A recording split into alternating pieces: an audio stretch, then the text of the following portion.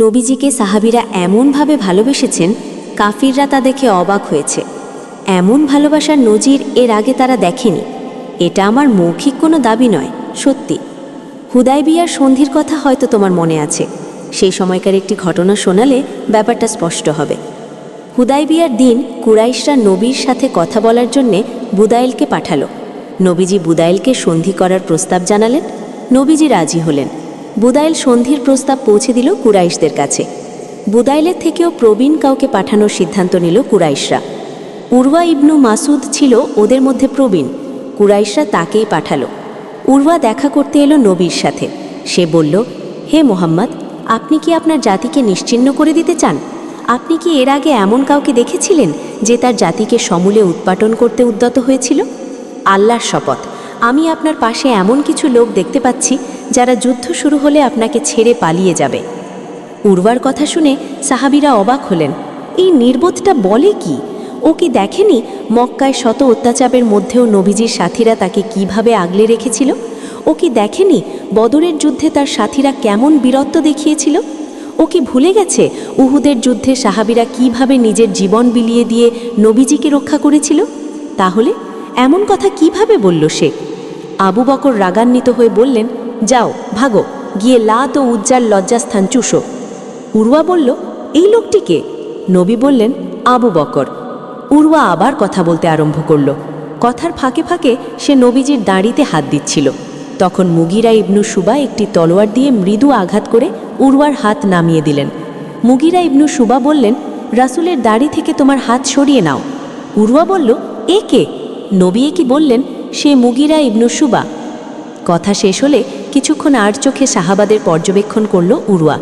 কুরাইশদের কাছে ফিরে গিয়ে বলল, হে আমার জাতি, আল্লাহর শপথ, আমি পারস্য ও আবিসিনিয়ায় দূত হিসেবে গিয়েছি, কিন্তু কোনো রাজা বাদশাকেই মুহাম্মদের অনুসারীদের মতো এতটা ভালোবাসতে দেখিনি। আল্লাহর শপথ, মুহাম্মদ যদি পুথু ফেলেন তবে সাথে সাথে তার সাথীরা তা গায়ে ও মুখে মেখে নেয়। তিনি যখন অজু করেন তখন অজু থেকে গড়িয়ে পড়া পানি নিয়ে তার সাথীরা প্রতিযোগিতা শুরু করে দেয়।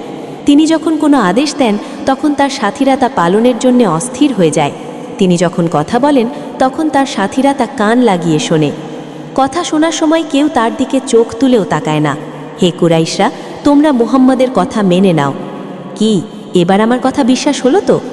এই হলো সত্যিকার ভালোবাসা, যার নজির সাহাবীরা আমাদের সামনে রেখে গেছেন। তারা নবীজিকে এমনভাবে ভালোবেসেছেন যা দেখে কাফিররা যার পর্নায় বিস্মিত হয়েছে। বিশ্ব সারপ্রাইজড হতে বাধ্য হয়েছে তাদের ভালোবাসা দেখে। একেই বলে সত্যিকার ভালোবাসা।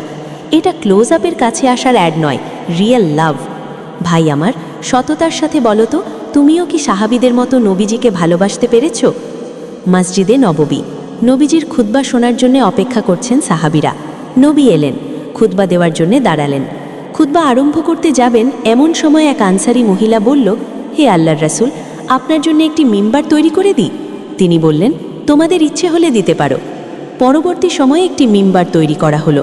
মসজিদে নববীতে একটি খেজুর গাছের গুঁড়ি ছিল। ক্লান্ত হলে নবীজি গুঁড়িটির সাথে হেলান দিয়ে খুতবা দিতেন। গুঁড়িটি সরিয়ে সেই জায়গায় বসানো হলো নতুন মিম্বার। তিনি খুতবা দেওয়ার জন্য নতুন মিম্বারে দাঁড়ালেন।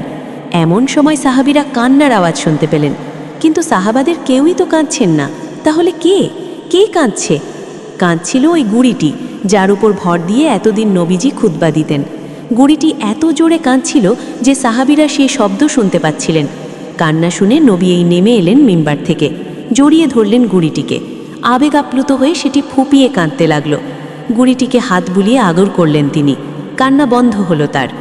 গুঁড়িটি কেন কাঁদছিল জানো? নবীজির বিরহে। নবীজির বিরহে সেটি বাচ্চা শিশুর মতো কাঁদছিল। এতদিন নবীজি তার উপর ভর দিয়ে খুতবা দিতেন, কিন্তু আজ তিনি তার কাছ থেকে সরে গেছেন দূরে, এ বিরহে সে কাঁদছিল। সামান্য গুঁড়ি যে নবীজিকে ভালোবাসতে বাধ্য নয়, সেও নবীজির বিরহে কাঁদে, আবেগাপ্লুত হয় তার জন্যে। আর তুমি বলো তো, শেষ কবে তার জন্যে চোখের জল ফেলেছিলে? আমি জানি না আর কত ইতিহাস শুনলে তোমার বোধোদয় হবে। এতক্ষণ তুমি তাদের কাহিনী শুনেছ যারা নবীজিকে তাদের জীবনের চেয়েও বেশি ভালোবেসেছিল। এবার অন্য কাহিনী বলি। নবীজি তার উম্মাকে কতটা ভালোবাসতেন সে কাহিনী। খবরদার, কোথাও যাবে না, এইটুকু অবশ্যই পড়ে শেষ করবে। এরপর তোমার প্রশ্নের উত্তর দেবে। মনে আছে কোন প্রশ্নটা? মনে রেখো, ভুলে যেও না যেন। উম্মুল মুমিনিন একবার নবীজির সাথে বসে আছেন। নবীজি হাসি মুখে কথা বলছেন তার সাথে। কথার ফাঁকে আয়েশা বললেন, হে আল্লাহর রাসূল, আমার জন্য আল্লাহর কাছে দোয়া করুন। নবীজি বললেন, হে আল্লাহ, আয়েশার অতীত ও ভবিষ্যতের সব গুনাহ মাফ করে দিন। ওসব গুনাহ মাফ করে দিন যা ও প্রকাশ্যে করেছে, ওসব গুনাহ মাফ করে দিন যা ও গোপনে করেছে। উম্মুল মুমিনিনের চোখে মুখে আনন্দের ঝিলিক ফুটে উঠল। নবীজির দোয়া শুনে তিনি এতটাই আনন্দিত হলেন যে তার মাথা কোলের সাথে লেগে গেল। তিনি তাকে বললেন, আমার দোয়া কি তোমায় সন্তুষ্ট করেছে? তিনি বললেন, এই দোয়া শুনে কে সন্তুষ্ট না হয়ে পারে? তার আনন্দিত অবস্থা দেখে নবী বললেন, আল্লাহর শপথ, আমি প্রত্যেক সালাতের মধ্যে আমার উম্মতের জন্য এই দোয়া করি। সুবহান আল্লাহ! একবারও কি চিন্তা করেছ নবীজি তোমায় কতটা ভালোবাসতেন? তোমাকে দেখেননি, তবুও তোমার জন্য দোয়া করেছেন। কতটা আপন ভাবতেন তোমাকে, চোখের জল ফেলেছেন। আর তুমি শেষ কবে তার উপর সালাত ও তাসলিম পাঠ করেছিল? ভিডিওটি ভালো লাগলে চ্যানেলটি সাবস্ক্রাইব করে পাশে থাকুন। ইনশাল্লাহ এখান থেকে আমরা ভালো কিছু জানতে পারবো।